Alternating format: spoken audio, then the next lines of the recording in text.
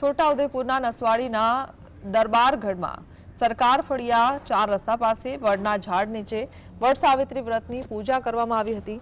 નસવાડી તાલુકાના ગામની મહિલાઓ નવા વસ્ત્રો પહેરી પૂજાની થાળી સાથે મોટી સંખ્યામાં જોડાઈ હતી। ગોર મહારાજ મહેન્દ્ર શાસ્ત્રીએ 60 વર્ષથી આ પૂજા કરાવી ઇતિહાસ રચ્યો હતો। આ પૂજા પતિના દીર્ઘાયુ અને પરિવારની સમૃદ્ધિ માટે કરવામાં આવે છે। સાવિત્રીએ યમરાજ પાસેથી વરદાન મેળવી પતિ સત્યવાનનું જીવન બચાવ્યું હતું, જેની કથા પણ યાદ કરાઈ હતી। મહિલાઓએ પૂજા અર્ચના કરી ધન્યતા પ્રાપ્ત કરી।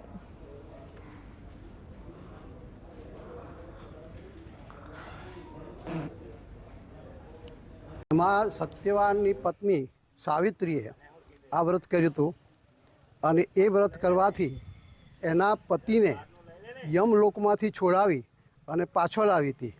એટલે જે સ્ત્રી વ્રત કરે છે તેના પતિની આયુષ્યની અભિવૃદ્ધિ થાય છે, આયુષ્ય આરોગ્ય એને સારું મળે છે, ધન ધાન્યની વૃદ્ધિ થાય છે, ઘરમાં શાંતિ રહે છે। એટલા માટે આ વ્રત કરવામાં આવે છે।